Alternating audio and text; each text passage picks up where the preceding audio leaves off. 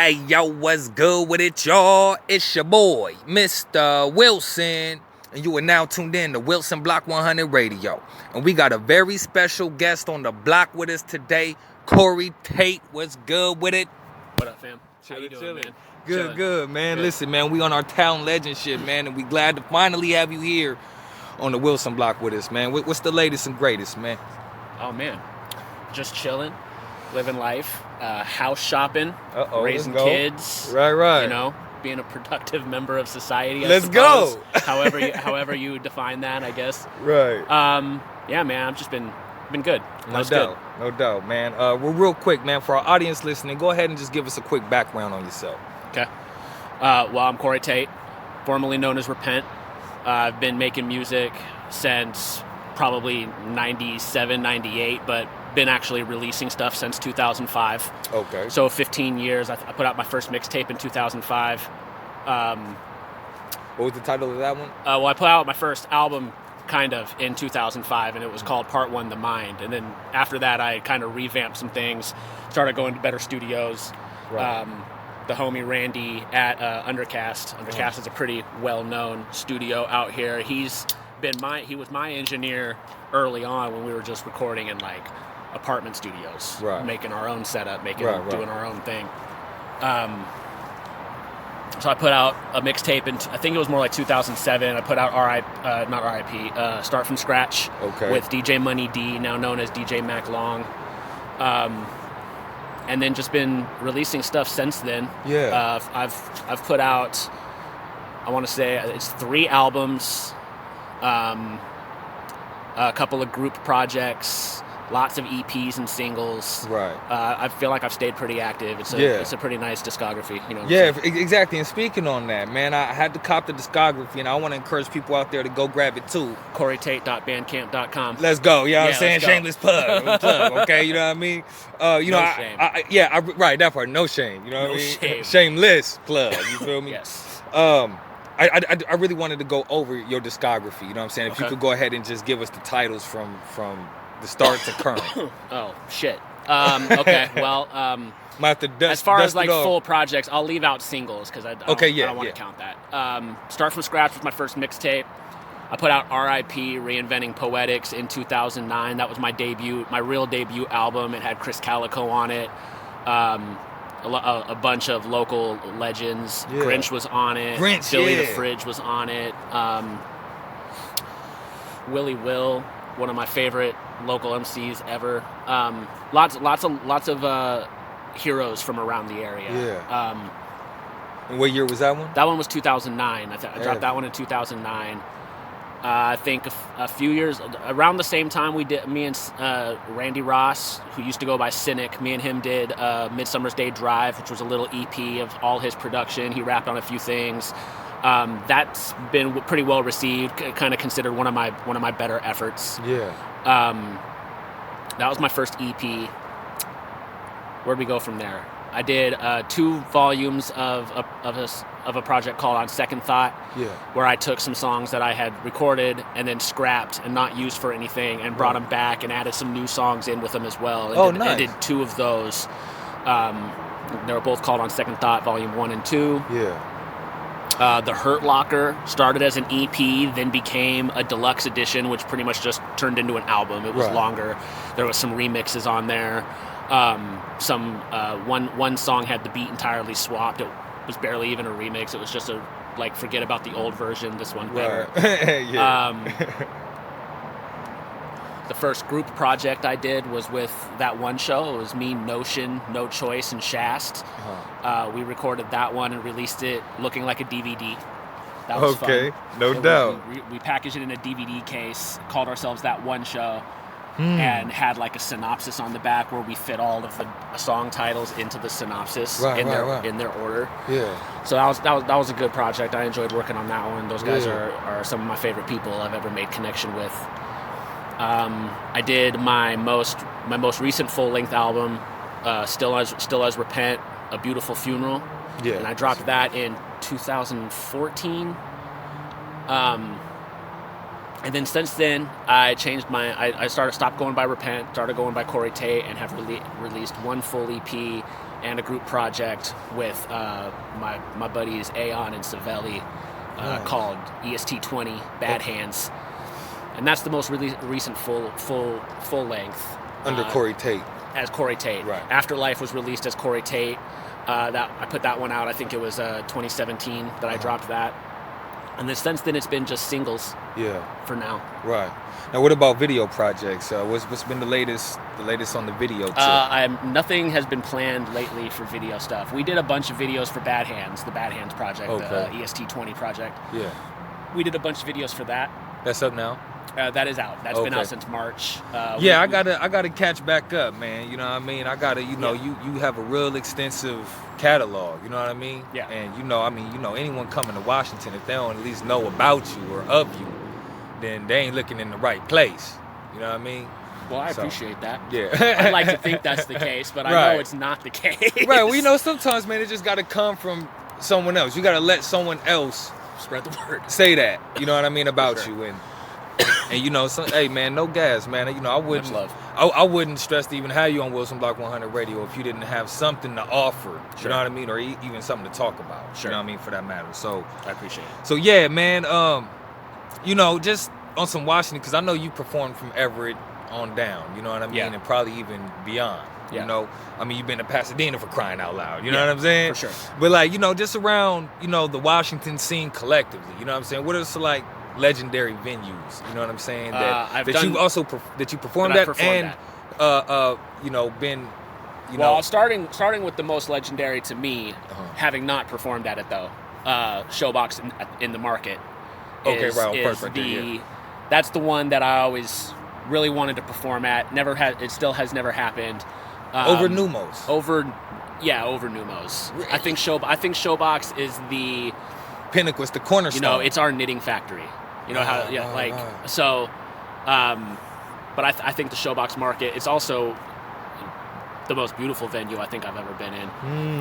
But I've performed at the Chop Suey, I've performed at Numos. Yeah. I've performed at High Dive and the Nectar Lounge in the Fremont area. Right. The Croc? Yep. The Croc, yes, I have done the Croc. Let's go. I've done back bar and front bar. Hey, listen, I'm telling you, I'm town legend shit. I'm on some town legend shit. Listen, I let it speak for itself. Yes, sir. That actually that one's the one that I would put in the running with Showbox Market. Not the Croc? Not Numos. It'd be Crocodile and the Showbox to me. Really? Those are the two that I think are if I can get to perform at either of those, I could die happy. Right. I got the Croc. Right. So that's why Repent's dead. Oh, damn. Okay, so yeah, go ahead and tell us about that transformation there between the exchange. Well, you just get older. Right. It's not like a thick story. It's just that I had been going by Repent since I was in high school, and I'm 36. And you didn't think that way no more. Yeah, I didn't think that way. I'm not overly religious. Yeah. I was much more religious when I accepted the name. I was performing in churches as a place to perform. Is that gone? That's pretty much done, yeah. I just wasn't that person anymore. My music had changed. I'd been through a marriage. I had 2 kids. So, Repent was like the 20-something-year-old hip-hop head. You had to shed that. Who didn't know what he was ready to do with his life. Right. And Cory Tate I'm a fucking adult, and I got kids. And, I'm raising a family, and just a different person. The content is a little different. I don't think my styles have changed. I think my style has pretty much always been what it is. Yeah. But it's definitely gotten better and matured. Yeah, no doubt. At least I like to think that the style and the content has matured with my age. Yeah. I wouldn't want to be the same guy rapping about the same shit. Right. But the song you had mentioned, Take It to the Top. You know what I mean? That was the song that did it for me. You know what I mean? Before I really knew who you were. Yeah. You know what I mean? That one's off. And my impression with that was okay, bam. I don't see nobody else. I don't hear nobody. I heard your music. Yeah. You know what I'm saying? I saw your swag and how, pretty much I was like, okay, Everett. Okay, I see you. You know what I mean? If this is Everett, this is not bad. You know what I mean? Thank you. And my boy, I played him the video as we was pulling up. You know what I'm saying? I'm like, yeah, this is the guy we about to interview. What you think? He fucks with it. You know what I'm saying? Thank you, man. Appreciate it. Yeah. It's just real classic. I appreciate it, man. Yeah. I haven't done a ton of video projects. It's never been. I've never been like a a cash flush artist. Like my money is going to a family. So my music has always been made. I've had investors at a couple of points. My best friend put a lot of money, pretty much paid for all of Beautiful Funeral to be made. Oh wow. We put a lot of work and effort into those projects. Yeah. And we never figured out. I've never been a money. Money was never the drive. It's never been the drive. Right. I've never, like, anytime that I've tried to make a little bit, I might make a little bit, but it's not like I'm not leaving my kids and going on tour. Right. And nothing against those that do that. That's a sacrifice that I just wasn't willing to make. And if you're willing to make it because you know that the end game is their secured future. Right. I completely respect that, and I love that. But that's never been something I've been on 2 tours, right? And I met you in Pasadena. Yeah. That wasn't on one of the tours. I just came down for Wildcard's birthday to do the show. shit, no doubt. Yeah, Wildcard, man. What's up with my dude, man? Oh, he's still active online. Is he? And he just released a new album. Oh, yeah. I was like, hold on, what's Wildcard? Because I remember he was at the pinnacle. Like, he was really about to, and then I just stopped hearing about it. Yeah, I don't know I'm not familiar with what was going on for a couple of years. I know he kind of fell off the radar for a minute. Yeah, Wildcard is... Again, probably doing adult shit. He had life to fucking deal with. Exactly, life happens. You can't just, like, unless you figure it out, unless you've got that mentality for that side of the game, then you may just end up, I don't mind being a hobby rapper, to be completely honest with you. I do this because I love to do this. Exactly. And you know what? That's a decision artists have to make when they get started. You know what I mean? Because it's like, that's why, I do the magazine even when I do this. Right. I got to put money into this to even do it at this point. You know what I mean? And so, but I already know that I love to do it. So, you know what I mean? I've been spending a lot of time trying to get myself into a position where I'm spending the money up front while I have it to put myself in a position to not ever have to spend it on that again. Right. I put a studio in the house so that I don't have to go pay somebody else for studio time. Ever, exactly. I've been teaching myself how to mix, so I don't even have to ask somebody else how to mix. I would probably still branch out for mastering, mostly just because I think that it's important to have that third ear. Right. Or not. Exactly. Well, in this case, it would be the second ear. Right. And mastering can't hurt. Mastering is, Yeah, you want that extra opinion. Right. You want that outside source opinion, especially if you're paying them. They're going to be honest with you because they want you to get your money worth or not. Bad talk them. Right. So, I like having that.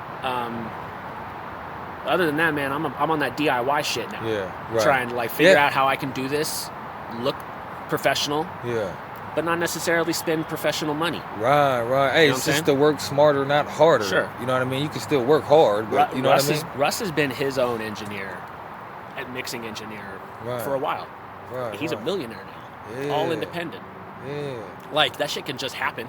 Right, exactly. But see, he didn't let nothing define what the steps were. Right. You know what I mean? Like, he really paved his own way. Yeah, he looked at the places where there were middlemen that there didn't need to be middlemen, and he figured out how to cut them out. Exactly. And the more you cut them out, the more you realize you really don't need anybody but you and a fucking TuneCore account. Exactly. And then if you just got the knowledge on how to create, I remember there was that quote when Ice Cube was like, where he had said something to the effect of, listen, you're only going to get paid for what you can do. Yeah. You know what I mean? And I guess, Ice Cube, he a boss dude. He was dealing with a lot of different acts under his, you know what I mean? For sure. So to speak. So, but yeah, I mean, across all of your projects, who are some of the producers you worked with? Most, well, no, I guess not most. Because you have good beat selection. Well, I appreciate that. Yeah. Randy and my brother were my main engineers for a large portion of my earlier career. Okay. They were really producing originals. Yes, originals. Let's go. My brother was filthy with the sample. He could fucking really kill a sample, and so could Randy. But they also really flexed on original beats. So I was lucky enough to be able to put projects together that pretty minimally sample heavy. Right, so you can monetize it. Yeah, so Randy and my brother Curtis were my original producers, but I've also worked with MTK and DJ Infrared. Yeah. My guy Aeon from EST20, he does production. You riding that fence? Is it greener on the other side? Doesn't look like it. Yeah. Now I'm kind of drawing a blank. I've worked with a lot of producers. Right. I'm currently working on a project with a French producer named Aram. I'm working on a project with Shorty. Working on a project with Speedy. Okay. All of them as producers. Right. Now they're all producing their own original projects, or they're all coming together on. No, we're all working on separate things. Okay. Nice. So it's just kind of like. Now, do you have any albums that were exclusively produced? Just A Midsummer's Day Drive. The EP. Okay. I'm gonna listen to it. That was produced by Randy exclusively. I like those when an artist actually gets a whole album produced. I mean, it's just a real good stamp. You get to really hear both. Right. Collaboration in depth, It makes it more of a fluid narrative. Like even if you're not doing like something thematic, it just everything feels like it belongs together. Exactly. Naturally, just by having the same producer. Right. And who have been some of your favorite artists to collaborate? I already know you mentioned hella cats. You know what I'm saying? Well, Aeon from EST20 is one probably top 5 of my favorite people to collaborate with. No doubt. Dude's a ridiculously filthy MC, and he just likes to rap. So we would get together like that's the place that I would go anytime that I was like kind of at a tipping point with like I would rather quit than deal with all the bullshit that I'm dealing with. Yeah. I would just go down to Everett, go to his studio spot. I was at our homie's house, Joe. And we would just go in the studio and create all day. Yeah. We wouldn't have any direction. We wouldn't know what we're going to do before we get there. We would just get there. We'd find a beat. We'd write to it, and we'd record. Man. We'd lead there with 3 or 4 songs every time. He's one of my favorite people to work with based on that. Speedy is definitely one of my favorite people to work with, mostly because he's a perfectionist. Yeah. So you're not going to get anything out of working with him other than the best that he's capable of bringing to the project. Right. Which is good to push. Yeah. All right, so look, let me ask you this real quick. Okay. Because you can't really have a catalog like yours without asking about, what your hunger for creativity is, right? Like you say, you love this. Right. You know what I mean? What's your motivating force when writing new songs? You know what I mean? Where do you get your inspiration from? I'm getting most of my inspiration from things I'm going through. Yeah. I try to be fairly open in my music with what's going on. So I put my kids are in my music a lot. My girls in my music a lot. Nice. They are the thing that make me want to write the most. Yeah. And then just when dope albums drop, when good artists that I'm a fan of put out good quality shit, I'm at first a lot of times I'm gonna have that. I should just quit. This guy's too fucking good. Right. There's no way I'm competing with this. But then after you listen to it a few times, like lately that new Nas album. Oh, is it real? For me, I'm a Nas stan. Nas is my number one. Yeah, right. No doubt. He's the GOAT to me. Yeah. So off top, I'm fucking with Nas. Yeah. But I think this record is one of his best. Oh, and, wow. That's a big statement because he's got a hell of a body of work. He for sure does, but. I mean, this is in his. Now, look, I tell people all the time, Stillmatic over Illmatic. How do you feel about that? I actually agree with that. I think. Really? Yeah. I mean, so I don't know, man. So it's I go back and forth, but because I go back and forth with Illmatic, and It Was Written as well. I think It Was Written is arguably his best all-around record. Okay. But I think most people are going to say it's Illmatic. I think Illmatic set a precedence that hadn't been. Like he upped the bar with that album. Exactly, for sure.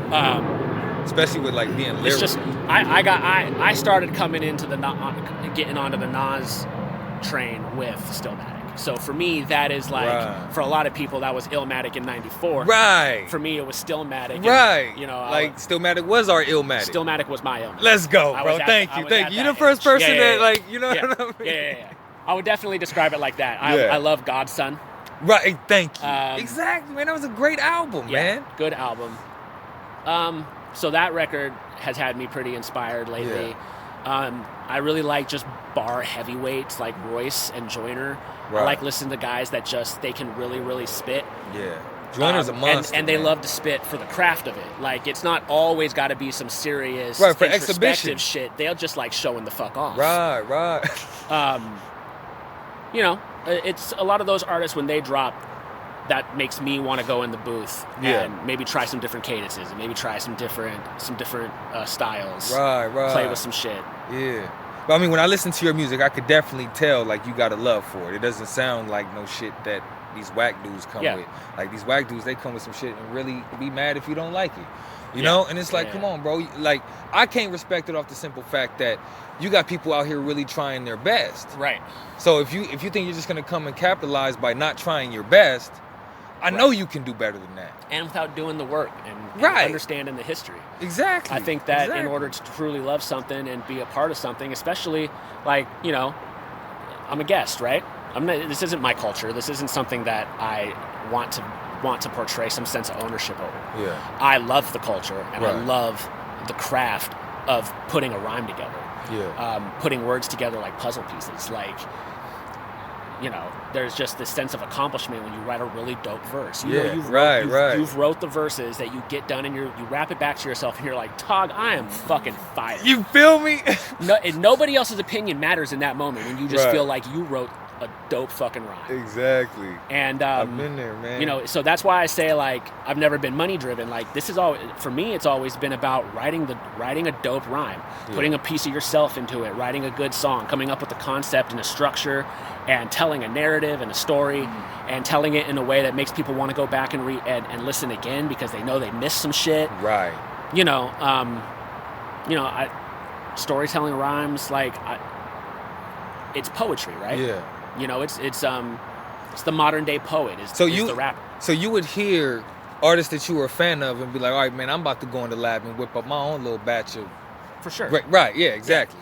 Yeah. I have a song called "Looky Looky" that like I took aspects and stylings from "Made You Look" by Nas. Oh, really? I heard "Made You Look," and then this beat fell into my lap at some point. The homie Shast made it. It's on Hurt Locker Deluxe, I think. Okay. But it's my version of "Made You Look." Yeah. Okay, I'm gonna check that out, man, for sure. and I came up listening to Bone, so like the very first way that I learned how to rap was fast. So I had to actually grow out of feeling like I need to just body the syllables in every fucking bar. Your cadence. Understanding that like I'm actually pretty dope when I slow it down a little bit and let people hear what I'm saying. Yeah. I can tell you a better story if I don't have to fit so many filler words into it just so I can chop. Right. Not that I don't still love chopping. Right. And if you're good at something, flex on it. But, yeah, man, by all means. Keep that as like the secret weapon. Right. Have that in the repertoire. I don't know why I brought that up. That wasn't really what the question. Hey, listen, man, this is levels. It's levels to it. Yeah. You know what I mean? Yeah, man. So, hey, listen, what's the music scene like in Everett? You know what I mean? Good, bad. It's interesting. It's interesting. It's pretty. It's a pretty 50-50 blend of stuff that's really good, and I support a lot of my brothers out there. You know what I mean? Yeah. Some of them I just don't know, or I have not liked it. It's nothing against the music. Like, make music. It's gonna be anywhere you go. Do what you do. I've never been the guy that's going to go out of my way to support something that I don't personally fuck with. Right. Not that I wish bad on anybody from Everett. I hope anybody that's from Everett, I hope that they're doing what they need to do to succeed at what they want to do. Right. However that shit comes out, I would love to see Everett cats be more on. Yeah. I've always felt like Everett cats are real quick, and it's not just Everett. It's cats from other areas too. But real quick to say I'm from Seattle, instead of just embracing it and saying I'm from Everett. Yeah. I've always, my guy Dirt Tay has always been unapologetically Everett. I've always been unapologetically Everett. Let's go. That's what I'm talking about. Look, I don't even live in Everett. Look. I was born in Linwood. Right. But I'm from Pasadena. Right. You know, and so it's unapologetically Pasadena. Right. You know what I mean? Yeah. So. I don't even live down. Like, if you was from Everett and you was like, nah, but I grew up in Seattle, so say I'm from Seattle, I'd be like, come on, dude. Like, it depends on which stretch of time you spent in Seattle. I've had this argument about Pac, right? Because Pac is from, the East Coast, right? Baltimore and that area. Yeah. And I've always talked about he didn't even go to like. I'm not saying he's not a Cali artist. I don't want nobody to think that I'm disrespecting the guy. But he came to Cali too, right? so he came at 16 years old. So I've always kind of made the argument that he's kind of a New York cat who claims who claims the West Coast. Yeah.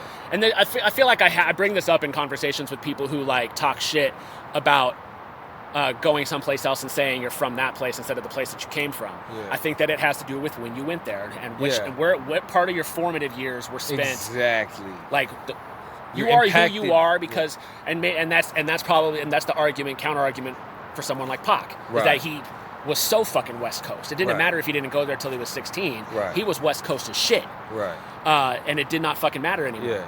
Well, you know, I moved to Pasadena. Just my devil's advocate bringing it up. Like, I mean, Pac was from fucking Baltimore, so I don't know. Well, I mean, but listen, but you say that to say. So it's like, you know what I mean? Right. And so, you know, I moved to Pasadena and I was 12. Yeah. So the people that grew up in Pasadena, born at the hospital, Huntington Hospital and all of that. Right. You know, who am I to them? You know, you ain't from Pasadena. You know what I mean? But if you ask me, that's where I spent more than half of my life. Puberty at 12 years old. Formative years. You know what I mean? And you know, all the critical shit that determines your whole outlook and first perspective. Time you drank was probably in Pasadena. Man. First time you smoked was in Pasadena. First time you fucked was in Pasadena. First time you drove was in Pasadena. No, you're a Pasadena boy. Yeah, you're right, Pasadena. Yeah. You know what I'm saying? Pasadena. This is a fact. But yeah. I didn't move out of Everett until I was 28. Oh shit. I lived in Everett. I didn't move out of Pasadena until I was 27. But you didn't go there till 12. So I'm saying from like day to 28 years old. That's how long I was in Everett. Yeah. The furthest south that I went was 128th. Still Everett, but not quite Linwood. Right, 128. That shit's up there. Yeah. That was the furthest south I lived until I moved to Tacoma. Okay, so you actually moved to Tacoma? Yeah, well, I did live in Tacoma. Okay. When I moved into my best friend Stacy's house. Well, not her house. Her mom's house. Her mom manages a farmhouse that is now surrounded by an apartment complex. So it's the manager's house. It used to be farmland. It got, renovated. Developed. Right. That area developed. It turned into an apartment complex. They made the farmhouse the manager's house. And then she had a badass basement that was basically furnished, ready to go for somebody to live there. We used to have parties down there all the time. A lot of our like release parties and birthday parties, and when they were doing their podcast, they would have Stacy's birthday down there and do the podcast during the birthday party. Yeah. I filmed Red Cup Affair in that basement. We had hella people over and did a party track. Yeah. I lived there when I filmed that. Yeah. We just got the bed out of there for a day, set up a DJ booth. Had a fucking dance floor, and it was fucking fire. So I moved in there and lived there for, I think, about 1.5 to 2 years, and then me and my girl moved in together. Okay. No doubt. And so, were you ever a part of, like, that whole Westlake district back in the day where, you know what I'm saying? Well, I mean, I hung out in Westlake. Okay, yeah. But I wasn't. You went on no rap shit back then and all that? No, and because dudes was out there selling mixtapes and the whole nine. I've never really done street hustle promotion like that. Okay. I have tried. That kind of hustle's never been my. It's really subjective, you know. Like, I'm gonna be way 100 with you. The whole reason why my whole little movement worked was because of my circumstances. Sure. Right, and so I was actually able to come across individuals over a period of time and actually know everybody and develop some form of. So we've established that I didn't care about making money. What I wanted was for people to hear me. Yeah. And the thing that I've always taken away from selling my CD on the street is that there is nothing that makes that person interact with me after that transaction. They don't have to look at the back of the CD and see where I'm on Facebook, and they can go out of their way to come and find me. If I push everything online, everything is connected. You know how to get to me. You can come tell me I'm garbage, or you can come tell me I'm fire. But at least you tell me. You know what I mean? Yeah. But does that mean you're against the physical release? The physical copy release? No, but I pretty much reserve them for selling at merch tables. Okay, and shows. Consignments and whatnot. And shows. Okay, well, shows. I did do the consignment thing on my first album, and I sold some. But then you have to have specialty advertise. You have to find special ways to advertise so that people know you're at each one of those shops without saying like. And that's all your effort. Right. To me, I mean, so I came in. I feel like when I came into releasing projects and really trying to make a name for myself.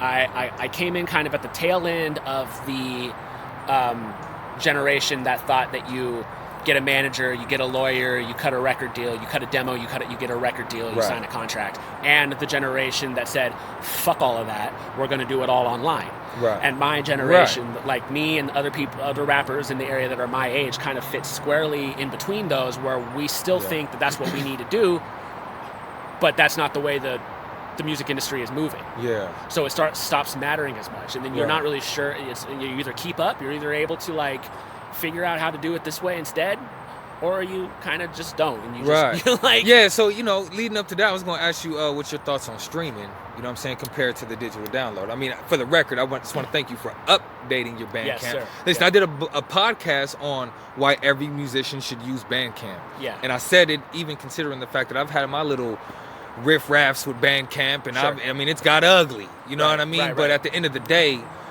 in today's climate of music distribution and listening to music and whatnot, it's just a real easy way for even the fan to support the artist. You know what I mean? So I definitely started pushing on the streams a lot more. I definitely don't go out of my way to get physicals, to answer that question, because I don't do shows as much anymore either. Right. At this point, I've reached a point where I'm just making music mostly for me, but I want to put it out there for people to hear. Right. So I use DistroKid. I distribute through them to get it on all of the streaming sites. Yeah. But you don't make nothing there, so it's never been about making money at those places.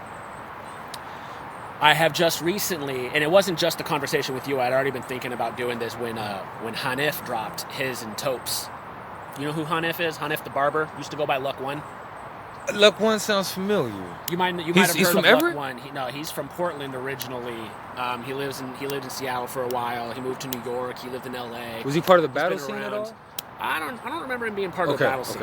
I met him shortly after he moved to Seattle, and we've been cool. I wouldn't go as far as to say we're friends, but we're cool. We've worked together on some stuff. We've done a couple shows together. He's a good dude. I watched him come out of nowhere and drop an album on Bandcamp exclusively. Like, he's not fucking with your streaming. He's not fucking with none of that. He exclusively made people go to Bandcamp to get it. And it's a great project. I copped it off GP because I know what he does. I know who he is on the mic. Right. That's one of those dudes from the region around here that I really respect lyrically, as a craftsman. Yeah. But he dropped that project on Bandcamp exclusively and said, "I'm not fucking with the streaming sites. Come to Bandcamp or don't listen to it." It's fine. Right. And that was kind of like I almost kind of looked at that as like a kick in the ass. Like, what are you doing? Why do I keep just fucking dropping stuff on streaming? If I want to put the effort in, it's not like I can't still drop it on streaming. I'm just personally, I'm probably just going to like release stuff on Bandcamp exclusively at first, and then after like a 2 week to 4 week period, you drop it on all the streaming. Right. You know, but try to get the people to come to you first, and come get it from you, before they just do the subscription thing, which is fine. That's I know people rock that way, and I don't want to like I'm not ever going to like do everything I can to just keep up with their standard of. Again, it's not about the money for me. Exactly. But if I can make a few bucks. I've definitely made more via Bandcamp than I have. Right, exactly. And you see, the difference is this. I can buy your album today, and you can go get a new interface today. Right. You know what I mean? With streaming, I mean, you really have to devise a strategy and have some form of marketing capital to even get your money back. Right? Because, I mean, come on, let's just be real. Today, they charge us just to advertise the people who already follow us. Right. You know what I mean? And I mean, if that's not a matrix or a paradox, I mean, what do you call that? Like, you know, but we still... And how effective is that advertising unless you're really putting in some major bucks? I've done Facebook advertising. I'm not going to drop thousands of dollars on Facebook advertising. Right. So... you would have to just to reach a minimal. I still do it just to see how it's going to go. It's always almost more of an experiment. Like, I'll throw some bucks on it and see how this works. And sometimes it pans out okay. Sometimes it just is like, oh, it was a waste of money, but whatever. I know how those kinds of things go and whatnot. I think the best thing that you can do, especially if you've reached that point where you're just doing it mostly for yourself and you just want people to hear the music, is to give them an avenue to come directly to you and interact with you personally. Right. And if you can make some money doing that, then make some money doing that. Yeah, and I prefer the digital download just based off of the simple fact of how I listen to music. Sure. Right? Like, I'm the type of dude that really has, the instrumental on repeat. I mean, both of my phones right now, my music player is, any song I play is on repeat. Right. And with streaming, I mean, I don't need you to control how, I can't even listen to an instrumental anymore. Right. You know what I mean? Well, you can hit repeat. You know that, right? Well, no, what I'm saying is if you're only giving me streaming services to access music, sure, right? The way that YouTube's always under scrutiny and under threat of what we can even do on it, right? Then, listen, I mean, I don't want to hear an ad because I played it back 2.5 times. Right. I don't want, and I want to go back. I want to cycle to it the way I want to. And I don't want access to music to rely on a data connection. Sure. So I've been against streaming since the jump, only because it actually puts the power back into the hands of the corporation. What I like about it is that it allows independent artists to put their music out to a wider audience easier. And if that's the way that the consumers are going, if they're just moving toward, I mean, I have a streaming subscription, so I would push back on some of the things that you said because I use. I mean, I still got I got songs up there too. I'm saying I, as a fan and a listener, I use streaming services a lot. Okay. I still will buy a record on Bandcamp when somebody I fuck with drops one to support them specifically, but like I didn't go buy the Nas album because I pay for a streaming service, so I went and listened to the Nas album on the streaming service. The things I would push back are like how fine detailed you can get with the searching and the repeating and listening to stuff, and with you can download songs for offline listening. But I think what's important about Bandcamp is that especially if it's a fucking independent artist, especially if that artist is like they're not Nas, they're not like a fucking legend who has a built-in several $100,000 streams first week just by being Nas. Right. Those are the people that you should just buy the record on Bandcamp. Yeah. You put some money in their pocket, it doesn't fuck with them. Right. You know what I mean? Like it helps them out. I mean, you don't really see too many. Especially if you like it. But you don't see too many popular artists on Bandcamp. Sure. They're usually independent artists. You know what I mean? Yeah. But like even the Wilson Block magazine, when Issue, which was the platform we were uploading our magazine to, out of nowhere, we had to upgrade to embed the magazine on our website. The website was a big part of everything. And then I'm just like, that's it. You could just change the game, But thanks to the digital download, you know what I mean? People were actually able to download the publication and access the content even offline. Right. And that's why it's like how we had the Nextel walkie-talkies. Sure. Right? It's like, what could have been more convenient and more effective than the direct connect chirp? I mean, you could call a motherfucker, or you could just chirp him or text the motherfucker. I mean, what was more simple than that? To go to evolve into actually paying for how much data we use, that's a complete shift in the game. Sure. And when I look at it, it's like Apple, Spotify, and all the big dudes.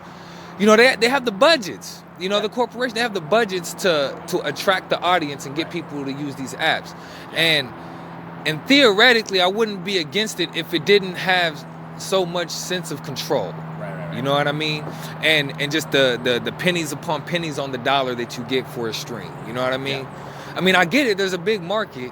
Right. A lot of artists out there, trying to get their thing up. You know what I mean? But I mean, I think if you're just going to listen to music as a fan, streaming is just fine. But if you really are a supporter, like you really fuck with an artist, you should see if you can find their shit through an avenue that allows you to support them. Yeah. I just favor artists being creative, finding their own way of releasing music. Mm-hmm. Like, I mean, I release some of my music exclusively through my publication just to mix it up a little bit, try some, experiment. Right. You know what I mean?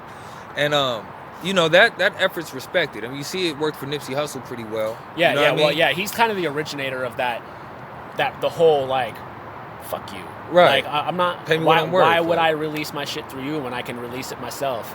Watch me charge $100 for a fucking mixtape. You know what I mean? Like, and sell it. Right. And sell copies. Right. Like, he originated that model. I feel like he kind of kicked, like, with that whole entire mindset and hustle. It wasn't like there wasn't independent artists prior to that, because I was rapping before he did it, before I heard about him doing that too. Right. But that made it popular. It mainstreamed it. It made it like, it just showed everybody that, like, why would I sign? Why would I sign a deal when I can just do it myself? There's still benefits to signing a deal. Having a machine behind you, there's still benefits to it. Right. It's just, like, the more I got involved in business side of music, the more I realized that life probably isn't for me. I don't want to deal with these kinds of people. I don't want to deal with the level of backstabbing and politics and clickiness and politics. And all of that shit is just not shit that I ever wanted to deal with. Yeah, it takes away from that love. You know, it gets in the way and it becomes something else. Then it doesn't become fun anymore. I really admire the OG indies that like Living Legends and Tech Nine and artists who are always on that train of thought. Atmosphere. Right. I fuck with Atmosphere. I like Atmosphere a lot. I've always liked that like appreciated that more. Yeah. I feel like Slug can walk through a mall and not have an issue. You know what I mean? M can't do that. Nas can't do that. Jay can't do that. I never wanted to be in a position where I couldn't go to the fucking gas station without turning the lights off. Without it turning into some shit. Right. Now I got to sign 100 autographs when I just wanted to fill my fucking tank. Right. Yeah. Yeah, man. It's that real, man. Yeah. So listen, man. You know, I personally, I'm over here interviewing you. You know what I'm saying? I actually value your opinion, right, on certain things, right, especially when it comes to music. Okay. So I just want to talk about soundtracks. You know, what's your favorite soundtrack? Because I mean, when we talk about soundtracks in movies, I'm a big soundtrack fan. Right. Let's go. You feel me? So just give me like 3 hands down soundtracks. Top 3. Rush Hour is one. Really? Rush Hour is my favorite soundtrack. This the original Rush Hour? The original Rush Hour soundtrack. The original Blade soundtrack. Oh, shit. And, listen, it don't even have to be a movie. It could be a video game. Might be Men in Black, to be honest with you. Really? Yeah. The first Men one. in Black soundtrack, yeah. Hey, bro, it was classic. Hey, it was actually pretty fucking classic. I was the biggest fan of it, too. There was a Bad Meets Evil song on that record. A Royce and M song on that record. There was a Nas song on that record. There was on the first Men in Black soundtrack. Yeah, there was Will Smith's, Men in Black song, which I do not give a fuck. Will Smith is an underrated legend. Come on, rap wise. Let's go. I don't give a fuck what anybody has to say. Will Smith is a fucking legend. Straight out on the mic. I mean, he's all of that. He really is. He's never not been good. You might not enjoy that kind of music. Right. But even if you thought it was corny, it was still dope. It was a little corny, but it was fire. But he made it work. It was fire though. He could still really rap. The skill. I've always held like the craftsmanship and the skills over the image.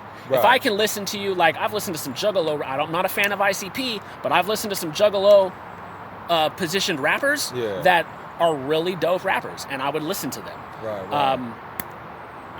And I'm not a fan of that genre of hip hop. Right. But I'm a fan of dedication to the craft. Exactly. I'm a fan of like caring that that I can really spit. Right. Rappers that there's rappers that you can tell just don't really care if they're a good rapper or not. Right. Crunchy Black is probably my least favorite rapper. Really? I know I turned a soundtrack conversation into. Well, I know that was the third. You gave us the 3. I did give you the 3. Yeah. But still, I thought we were going to talk about that more. Yeah. I just kind of strafed to the right, like. Right. Yeah, we following though. You know what I mean? Stone man.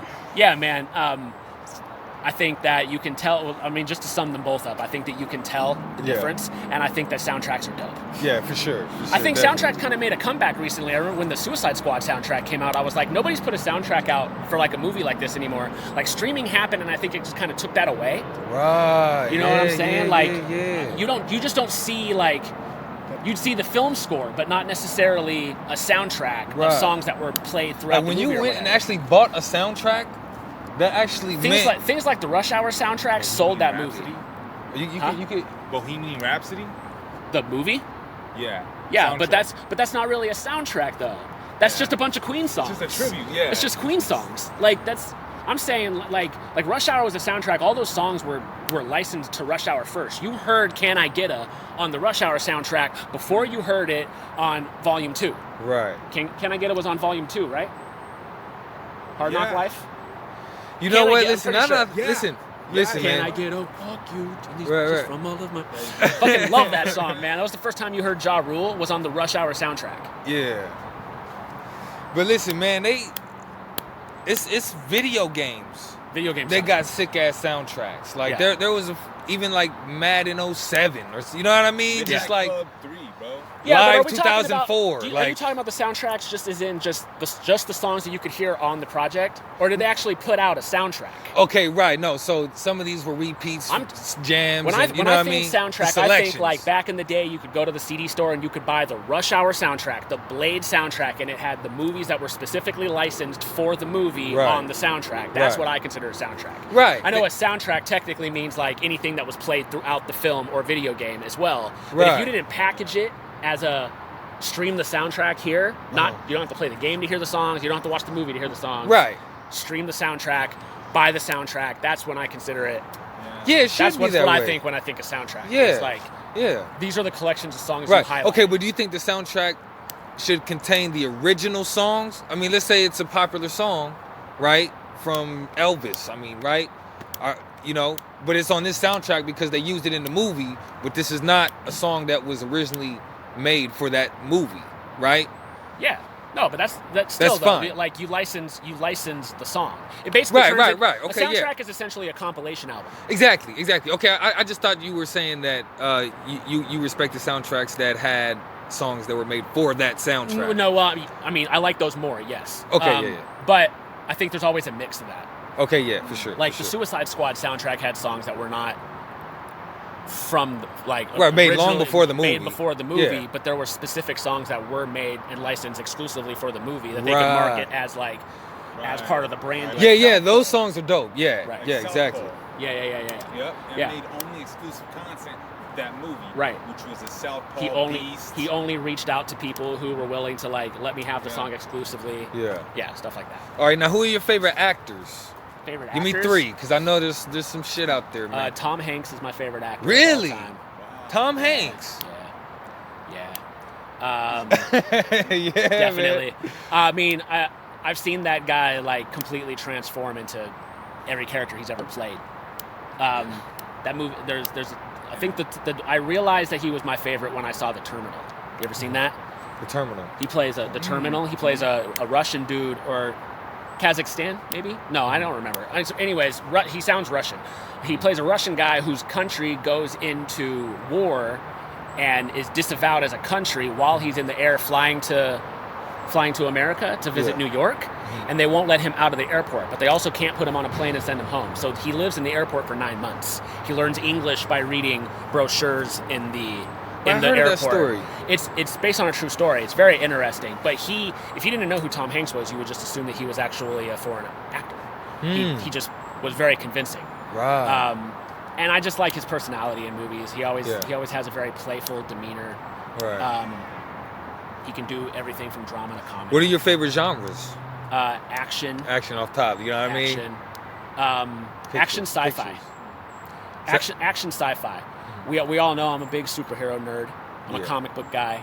So the MCU stuff, the DC movies, Okay, so even when they're bad, I still kind of find this enjoyment in them. Right.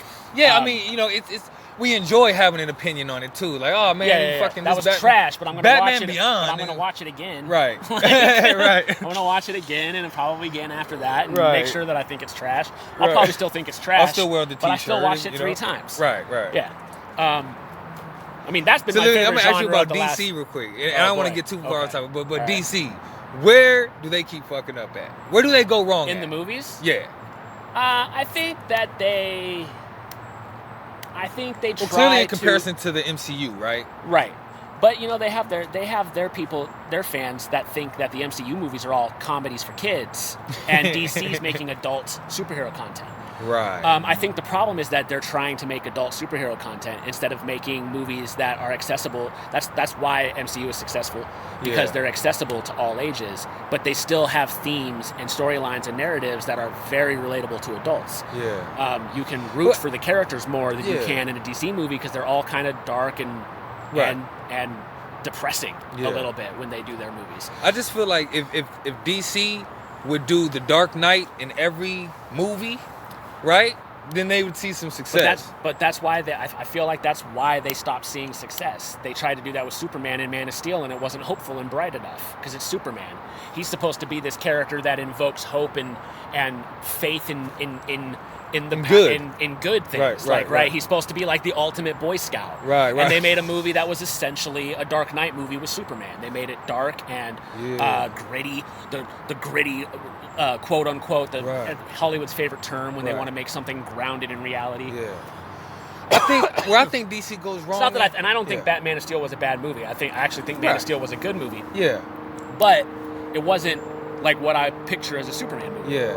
I just think that they need to pick a marker and build off of it instead of recreating it every time. I think that's another one. I think when you overindulge yourself in reboots, people stop caring about whatever type of thing. I lost interest in X-Men. I'm like, bro. Right. I hate it when you try to make a sequel to a franchise of movies, but these two movies in the franchise didn't count. We're ignoring that those even happened. Where this is a sequel to number 2 instead of a sequel off of number 4. Right. Like they did that with what was I just thinking of? The Terminator. They did it twice. The last 2 new Terminator movies. The first one, this is a sequel to Terminator 2. We're ignoring Terminator 3 and Salvation. And then the next one, they did the same thing. Well, we're doing a sequel to Terminator 2. We're ignoring the other 3 now that have come out in between. Right. Just embrace it. Like, you made the movies. Right. They exist. Yeah. We consider them canon. Yeah. Just build off of it. Listen. If you didn't do a good job and people didn't like the movie, that just means make a better fucking movie. It doesn't mean ignore what you just did. Right. It just means make a better movie. Right. The thing I appreciate about the X-Men movies, actually, is that even when they rebooted, they still acknowledged the things that had happened. They maybe did it a little sloppy. Right. Maybe not every movie was very tight. Still carried over. It wasn't very tidy, and there wasn't the continuity things. Might have been a stretch. Out. But when they did Days of Future Past, they brought both casts back together so that they could kind of say, we're going to go off in a new direction, but we don't want to ignore what has happened before. So let's transition this into a new thing by addressing the 2 different continuities. Right, and letting that be part of the plot. That's one of my favorite X-Men movies. Yeah. I love Days of Future Past quite a bit. And just like you said, just make a better movie. Guardians of the Galaxy, right?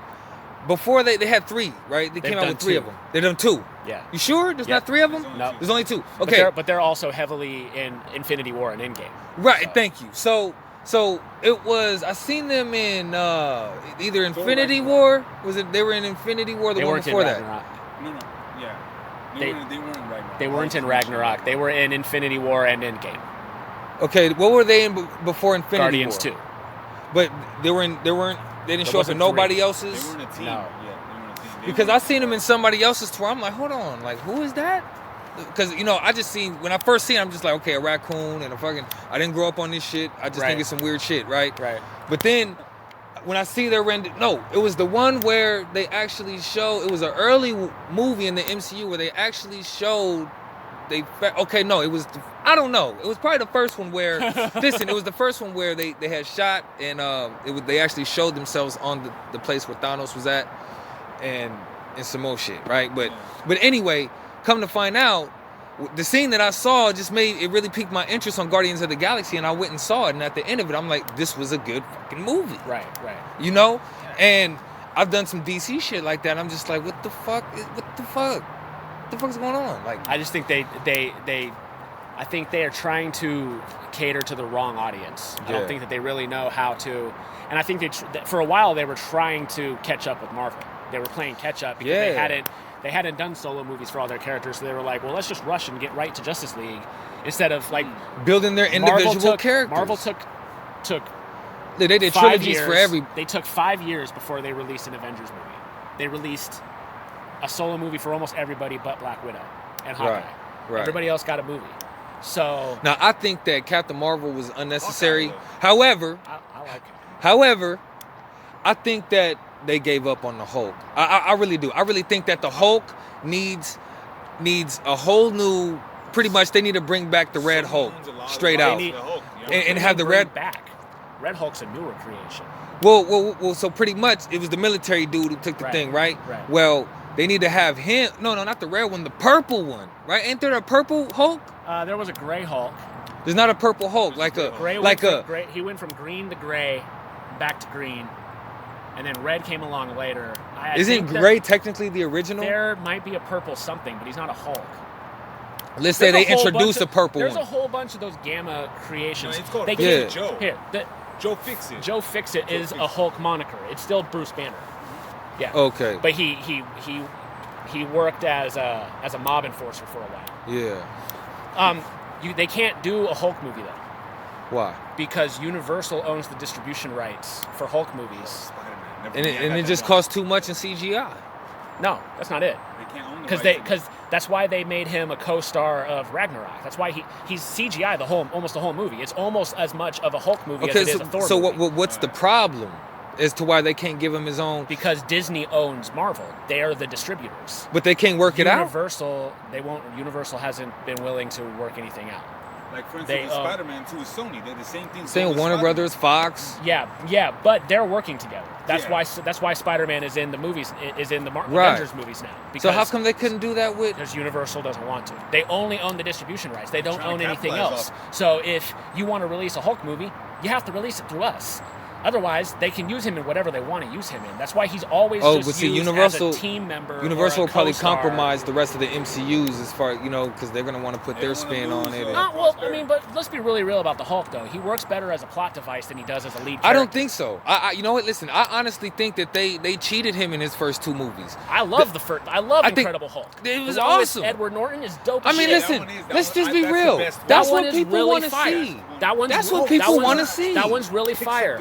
But when you play a character, everybody wants to watch that movie so they can see the Hulk. But the Hulk only, for one, you can't have a performance based solely around a CGI character because it's just not believable. So you have to have him be Bruce Banner more often. But we don't necessarily want to see Bruce Banner more often. We want to see Hulk. Yeah. That's why he works better as a plot device, because then you have other human characters that you can relate to and you can get the emotion across and you can have Hulk there to be the really dope dude who comes out the fucking scientist guy and just wrecks shit when he needs to.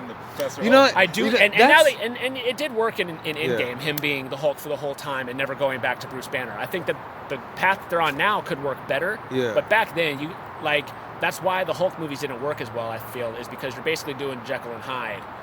And I think they should have just had a star. They should have had a real smash and go approach to that movie. Don't draw it. The first one that they brought back, it was real drawn out. The second one, he was fighting the dogs and the other monster. That was the first one, but the second one he was fighting that other monster. And I just felt like it should have been more like the military stuff. That was fucking dope. You know what I mean? Like planes and shit up. Yeah, you know what I mean? I just feel like they should have made him more faster of a movie. You know what I'm saying? Just listen. I honestly don't care about Bruce Banner. I don't. But that's why it doesn't work as well. I would still be satisfied with But see, I would still be satisfied with the monster that is Hulk, right? And just seeing that whole storyline that he plays out. I just don't think that's a satisfying movie. Right. I want to see him wreck shit, but if you don't have human interaction in the movie, then you're not. You're just watching a bunch of action scenes for the sake of action scenes. So would you say That's why I do like Incredible Hulk, but understand why he's not the best option for a lead role in a superhero movie. He works better when not even for his Thor. own? No, I don't like. I don't think you need a Hulk solo movie. You get plenty of the Hulk when he's a part of an ensemble. He works better as a part of a group than he does on his own to me. Okay, now let me ask you this. When you used to watch the cartoons and read the comic books, the fact that he was actually Banner... The difference, though, is that in the comic books, Hulk talked because you have to You have to. There has to be exposition so you know what's going on and what he's thinking. He either needs to have thought bubbles or he needs to be able to speak. When you do him in the movies, you want to convey this fact, that this idea that the really genius scientist turns into a not so smart wrecking machine. Yeah. And he's a monster. You're supposed to think that he's a monster. He's not necessarily a good guy. That's why they call him an anti-hero.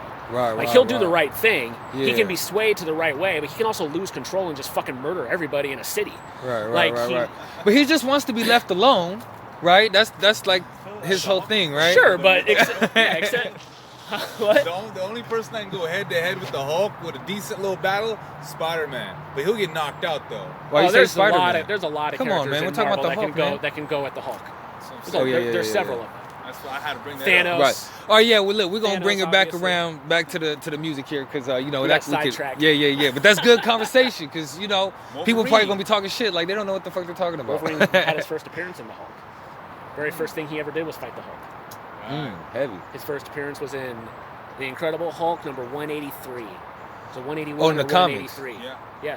Oh shit. It was 181 or 183. But that was his very first appearance. And then I think I just seen the clip of Carnage, the Carnage movie that's gonna come out. There's a Venom 2 with Carnage. There you go. Yeah, that's gonna be. Put a clip out? Yeah, or go look at it. Is it real though? I mean, you tell me. You tell me. I mean, it looked. It's the outro of the end of the movie. Oh yeah. That was at the end of the first movie. Okay, Yeah, no doubt. When he's in the jail. Like a trailer and When he's in the prison. Yeah. Okay, yeah. I'm over here like, He's bro. all- I'm over here like, Hannibal Lecter finally, up. and it's all right. Yeah. But yeah. Yeah. I mean, I seen the Venom movie. I just didn't watch it all the way through to catch it, to see that was at the end. I liked the Venom movie. I thought it was fun. Yeah. It's not a good movie, but I liked it. Right. And people, rag on Spider-Man 3. I thought they did a fairly good job. I hated Spider-Man 3. Really? Wait, which one? Are you talking about? The one with the first Venom.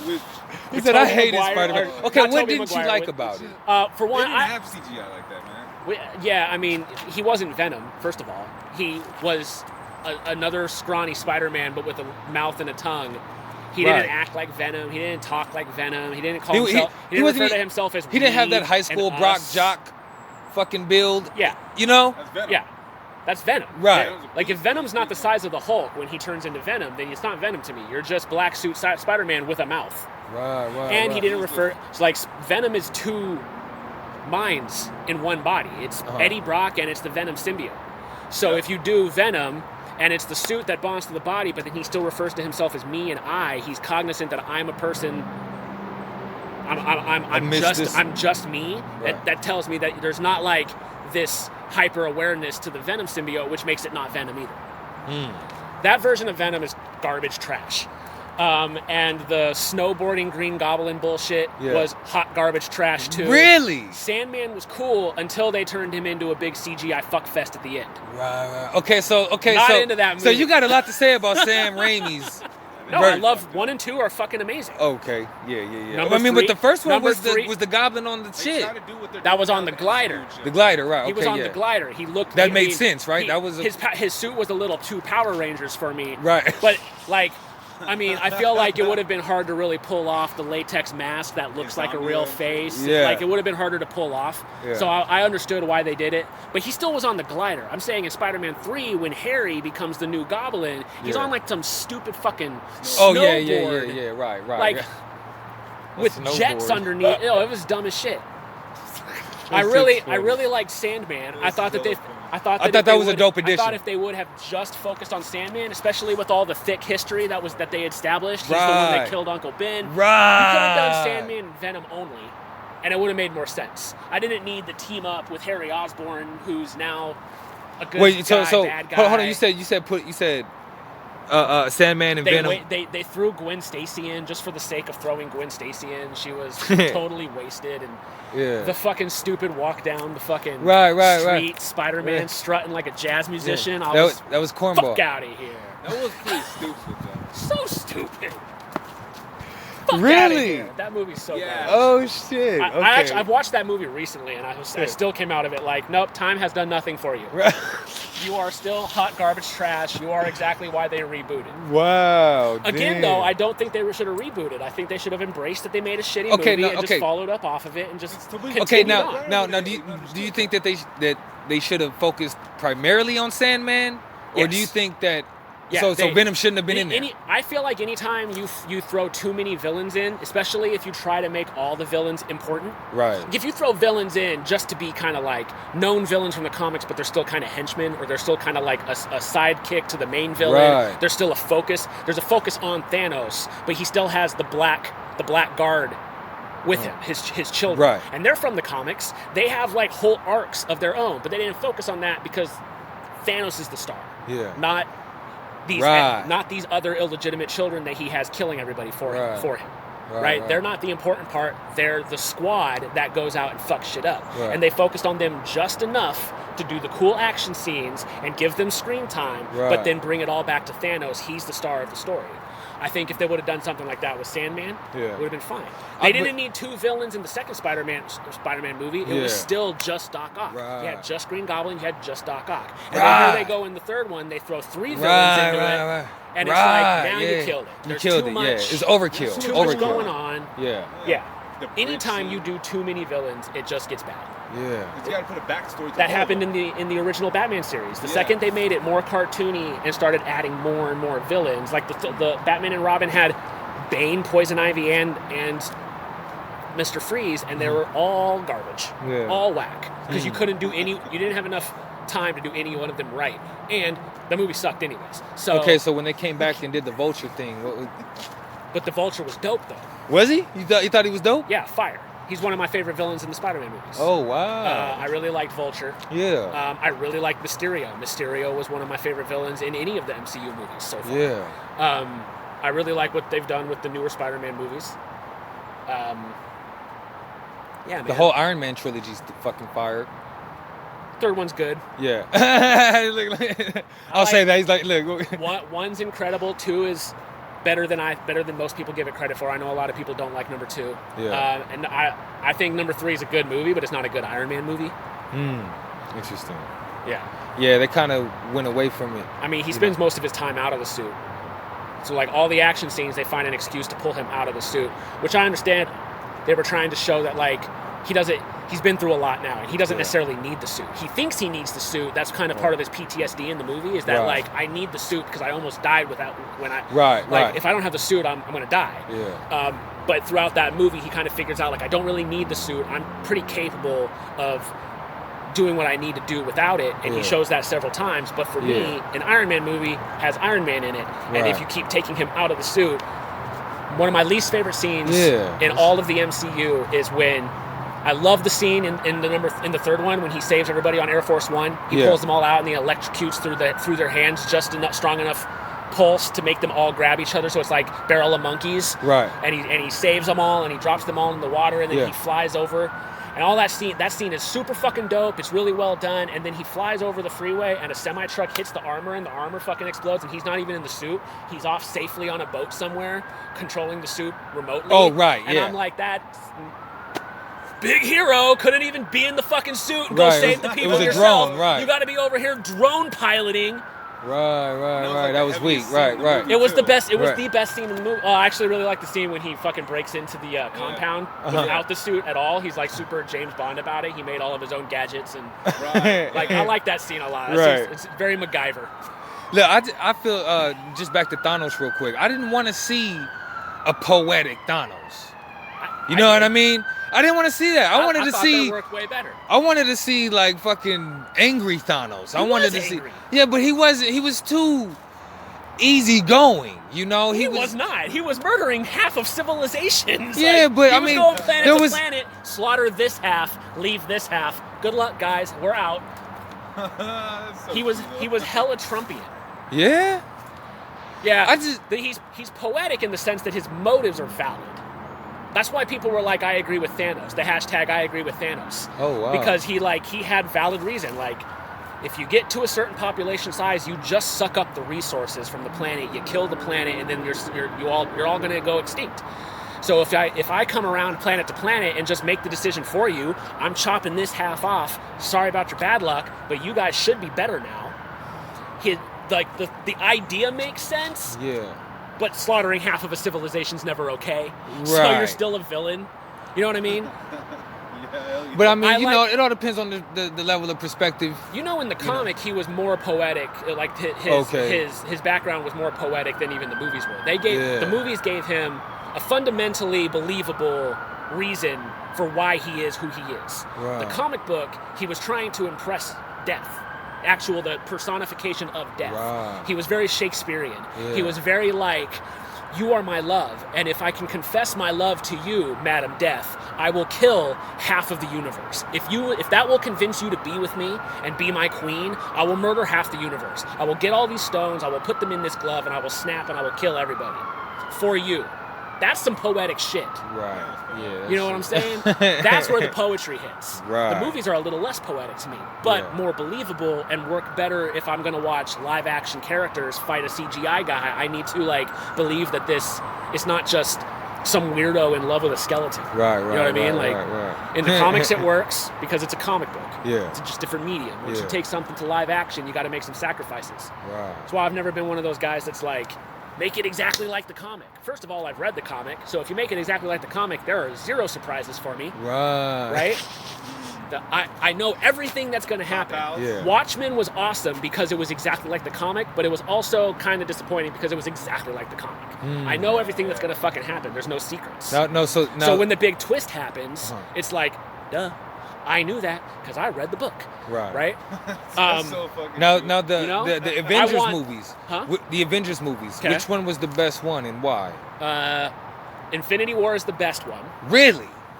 Infinity War is the best one, but Endgame's my favorite. Oh, wow. Because I like the second one. I thought the second one had some pretty dope action. The second one's cool. I like the second one. Yeah. I actually like the first one over the second one, though. Really? The first one was my favorite. Yeah. Because it's the first of them coming together, you know what I mean? Like, that whole dynamic of them not liking each other and having to figure out how to be a team, knowing that we really need to figure out how to make this work because clearly there are things out there that are coming to get us. Yeah. Like, but when who was the robot together? Who was the robot dude? Ultron. Yeah, when he lifted up the whole city, bro.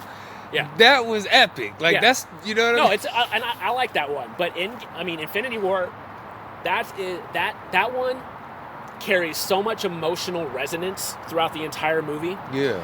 Your heroes are broken up. They haven't spoken to each other in a couple of years. They're both operating under different factions. Thanos has a believable agenda. You almost kind of sympathize with him. These characters are spread out across the fucking galaxy at this point. They're all fighting their own battles in different places, all fighting for the same goal, but they don't know they're fighting for the same goal. Right. And you have at that point you have 12 years of built-up storyline leading up to this story. Right. So you're emotionally invested in these characters. Right, exactly. When they all dust at the end, I saw that movie in the theater opening night in an IMAX screen, and there was not a fucking sound for the entirety of the credits. There wasn't a fucking peep in the audience. Everybody just sat there, mostly crying.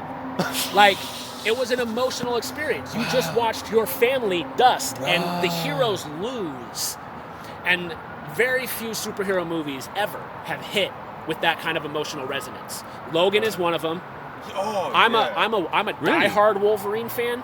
Wolverine is my favorite fictional character from any form of literature or media at all, ever. I still think Cyclops is interesting enough to have his own standalone. At least once. He for sure is. Thank you. He for sure is. Okay, so look. Wolverine's my guy. So when Logan happened, yeah, I was an emotional wreck at the end of that movie. But I felt the same at Infinity War because you have built that up. The first one came out in 2008. My son was only 4 when that movie came out. He's turning 16 this next month. So that's that's the whole life. That's by the time Infinity War came out, I was in 2018. So that was 10 years that we have been, like, for him, that's his entire childhood that we've been watching these Marvel movies. Right. So you go see the movie and all your characters just fucking either died or they're sitting there with their dust in their hands from their friends and then roll fucking credits. Man, how Spider-Man really had me too. Knowing you gotta wait. Knowing he's a child. Yeah, he was legitimately scared. He gave the best performance in his death. And Spider-Man, Tom Holland. He gave the best death death scene because and Tony had like that relationship with him. Yeah, that was gonna dope. be a real nerdy fucking podcast, by the way. Right? Just No, so they're gonna love it. They're gonna love it. It's gonna go.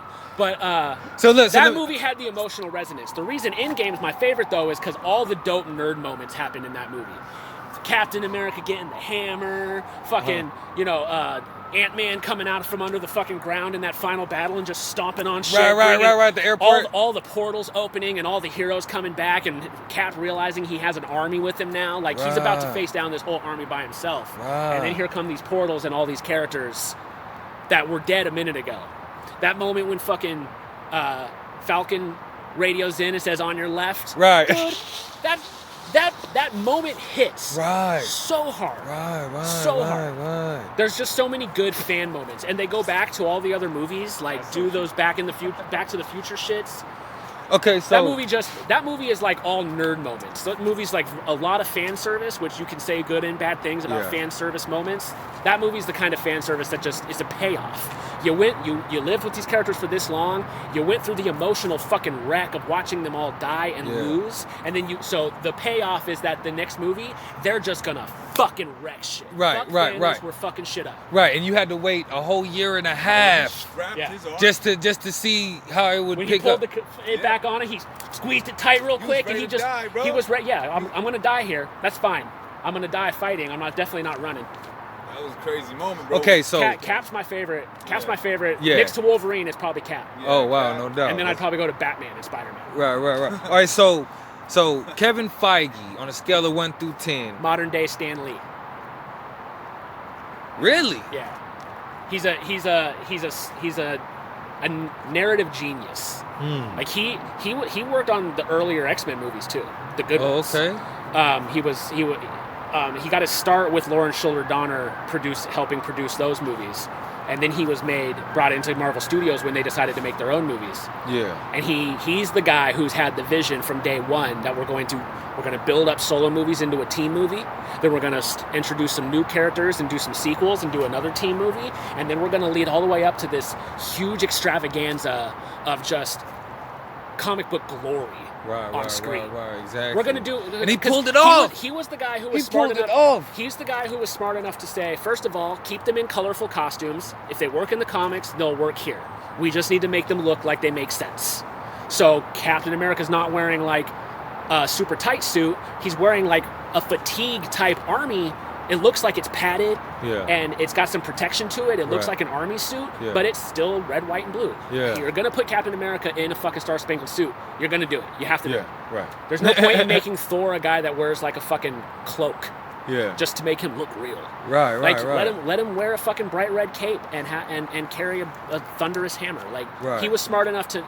You know that joke in the first X-Men movie? Like, what do you expect? Yellow spandex? Yes, motherfucker, I kind of did. Right. Why are you wearing black leather? It doesn't work the same. You guys are superheroes. I kind of did, yeah. I grew up watching the old Superman movies. I can accept a character in a bright suit. I'm okay with that. I'm a superhero fan. That's how we roll. Right. Kevin Feige was smart enough to say, don't embrace it. Don't fuck with it.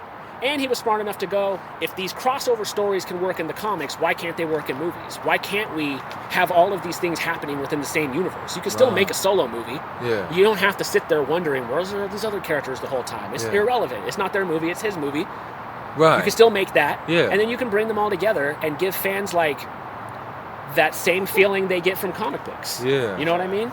Kevin, I think, he hasn't created any of his own things necessarily, so it's like maybe modern day Stan Lee is a little extra. Right. But in terms of people who know how to craft a story, right. I don't think that anybody has done it. A big picture story. We're talking about trilogies per character. Yeah. When Thor came back in Infinity War with Groot and the Rocket, the whole freaking cinemas went wild, bro. It's an insane moment. And you don't get that moment without Kevin Feige in the very beginning going, hey, at the end of Iron Man, let's get Samuel L. Jackson and have him come in and tease the Avengers. Okay, but see, here's what I got against Kevin Feige. I just didn't like how he tried to narrate Captain Marvel being the strongest in the MCU. Just after you already. But hold on. One of the strongest characters in the comics, though. Is she though? Yes. Yeah. Yes. She was one of the first creations. Captain Marvel is fucking okay. So why powerful. so why debut her so late? I mean, because you got to get the A-list characters out first. I mean, you could have had an A-lister pay her. The Avengers, she's not an OG Avenger. He did the OG Avengers first. Oh, wow. Iron Man, Cap, Hulk, she's not an OG Hawkeye. Avenger, but she's part of the Avengers Technically, Black Widow is not an OG Avenger either, but, you know, for the feat, you have to have the woman, right? You gotta get a woman on the team, and she makes more sense than Captain Marvel does. Captain Marvel's not an OG Avenger. She didn't become an Avenger until like later years when she was Miss Marvel, and then she became Captain Marvel. So she actually helped out the Avengers at some point in time. That's how they kind of comes in the story. She's crossed over with them several times prior to that, but she's just not she's just not one of the originals. Okay. Now, where do you feel when Stan Lee put the Avengers together? Yeah. When he created the Avengers, it was Thor, Hulk, Cap, Ant-Man, Wasp, Iron Man, and the Hulk. I said that right? And Hulk. If I didn't say that, Hulk. Yeah. Okay, and so where do you think Kevin Feige could have did better? No comment. I don't think that guy could have done. I think the MCU is the greatest franchise. It's the best thing that ever happened to movies. Ever to me. It's never been done before. It's like the closest is like Star Wars, and there are so many misses in the Star Wars movies. Okay, so but you believe Batman is stronger than Superman? Stronger? Or who wins? They're not even Marvel. How do we go from Marvel now we're on to DC? Okay, but we're talking about Kevin Feige, and you go, who's stronger, Superman or Batman? Because, you know, based off of what you just said, I'm like, okay, that he probably thinks like this too. You know what I'm saying? You probably, because that's another argument I have. I think Batman's a better written character. I think Batman's a more interesting character than Superman. I accept that answer. I do not think I know he's not stronger. Right. But the way he has been written and developed over the years is to be the smartest man in the room at any given time. Yeah. You're not going to beat him because he is going to have a contingency plan for the contingency plan for the contingency plan that's going to make sure that even if he loses, so do you. Right. Right. He's just 100 steps further along than everybody else, including Superman. Yeah, so the movie Superman's too optimistic to be like that, though. That's kind of that's what you like about Superman, right? You want it. Well, only because it's the same of his supernatural It's the same strength. exact dynamic as Iron Man and Cap. Cap is the idealistic one. Cap is the one who is like, no, people are good inherently. We need to allow them to prove that they're good. And Iron Man is like, fuck that, protect everything, shut it all down, do what we need to do to protect the people who we know are good, not the ones who we hope are good. Right. And that's the Batman-Superman dynamic, exactly. Yeah. As Superman is like, people are good.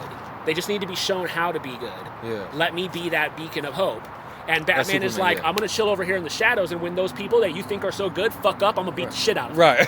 That's Batman. That's Batman. I just feel like in the movie... We can be homies, but I'm going to fuck your friends up. Listen, I just feel like, look, Yeah. the recent movie that they shared, I just feel like it was too convenient for Batman just so happened to have the right amount of kryptonite, let alone to have any kryptonite at all. But see, right, because... He stole it from Lex Luthor, who always has kryptonite all the time. Okay, but see, but still, and see, look, he didn't even have to travel the planet for it, right? He didn't have to go get it. He did in the very beginning of the movie. He's in. Remember when in the. So Lex Luthor, where's he? No, so remember in Man of Steel when the machines have all come out and they're starting to like terraform Earth to be like Krypton, right? And that's what creates like the areas of kryptonite. So one of them was on one side of the Earth, the other one was on the other. And Superman flew around to one side of the Earth to stop that machine and then come back around and fucking fight Zod and his machine over here. So in the very beginning of Batman v Superman is a guy that works for Lex Luthor mining that South American area where that other machine is that he stopped first. Yeah. They're mining that area. So he did have to They're mining it for the kryptonite. For the kryptonite. He had to travel to get the kryptonite. Batman. But he's got Superman. Lex Luthor. But he's got the resources and the funds to be able to do whatever he fucking wants. Yeah, Zod was from out of Okay. Zod was from Krypton. He was a Kryptonian. He was trying, and he was trying to turn Earth into the new Krypton. That's a native Superman villain. That's Zod. Yeah. No doubt. So he did have to travel to get the kryptonite. It wasn't. I mean, it's still like. I mean, anything in a comic book movie is convenient because one thing needs to lead to another thing needs to lead to another thing. Right. It's convenient in the comics that the ship that brought Superman to Earth was followed by all of these asteroids that came to Earth too. And that's how kryptonite got there in the comics. They're chunks of. But everybody seems to have it. It's almost like you can make more. I just want to see... Which doesn't make any sense. I want to see I need to see Batman under a stronger conflict. Okay, I need to see him under a little more stress. Because fighting Superman's a lot of stress. I don't know what you're talking about. This man can literally crush right. Fighting Superman, right? That's pretty fucking fun. Yeah, that's pretty. I mean, it's pretty metal if you really think about it. But I just feel like this regular guy just puts on a suit of armor and goes fights. You know what? Listen, when they make a Batman movie where Superman actually defeats Batman but doesn't kill him, I'll accept that and gladly see the next movie. Sure. Right. I mean, I'll gladly see all of them anyways. Right. Either way it goes. Right. It doesn't make any difference to me. One miss is not going to negate Batman my Beyond, that was your shit? ticket sale. Like, I'm still going to go to all of them. Yeah. No, I think Batman's just a stronger written character. He's been, and maybe he's been kind of intellectually overpowered over the years. Like, he's one of the pillars. He can beat everybody because all the writers are like, he can beat everybody. Right. That's how they want to write him. Because you always want to write for the guy who's essentially unbeatable, even if he goes through some hard shit. Right. And that's Wolverine in his world. Yeah. Like, can't kill him. You know what I mean? Can't kill him, but that's also like the thing he hates about himself. Right. Is that he's put an adamantium bullet in Wolverine, he's just gonna forget and probably just still kill you anyway. That's one of the dumbest things they did in that fucking stupid ass movie. I know, right? Yeah. That wouldn't happen. It doesn't make any fucking sense. His head would have just. It wouldn't. It doesn't. It just doesn't make any sense. Right? It's dumb. I had to throw that in there. That's why. So look, I hate that movie. Yeah. I love Wolverine and I hate that movie. All right. So look, we're gonna go ahead and wrap it up, man. Cory Tate, man, thanks for coming through for this exclusive interview. Glad we nerded out. You know what I mean? Real quick. If you want to go ahead and let people know where they can find and follow you online, you know what I'm saying? Oh, he wants another one for the camera. He wants one for the flick. Oh yeah, for sure. Yes, sir. Where can people follow you online? I would love for people to go to my Bandcamp, Cory Tate, CoryTate.bandcamp.com. You can also find me on Instagram at Cory.Tate, and fuck Facebook forever. No doubt. You got any shout-outs you want to drop? EST20, Anti-Heroes, Chris Kempin, Deranged Pit, and Boombox Massacre. Y'all don't know about that yet, but you will. AROM in France, Mutant Ninja Records, my brother, my girl, my kids, my best friends. I love you all. No doubt. All right, Cory Tate, man, thanks for coming through for this exclusive interview with the Wilson Block. Definitely. And until next time, I'm out.